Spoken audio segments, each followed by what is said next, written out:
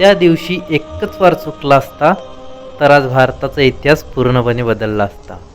छत्रपती शिवाजी महाराज आणि अफजल खान यांची भेट प्रतापगडाच्या पायथ्याशी झाली. बाहेरून मैत्री पण आतून कपट. अफजल खानाने आधीच योजना तयार केली होती, एकच वार आणि शिवाजी महाराजांचा अंत.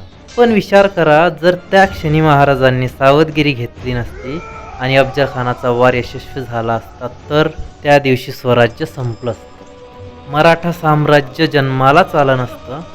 मुघल आणि आदिलशाही पूर्ण भारतावर राज्य करत राहिले असते आणि कदाचित आज आपण स्वराज्य हा शब्दही ऐकला नसता. इतिहासातील हा एक निर्णय संपूर्ण भविष्य बदलू शकतो. तुम्हाला काय वाटतं? हे खरं झालं असतं काय? कमेंटमध्ये नक्कीच सांगा. पण हा फक्त विचार आहे.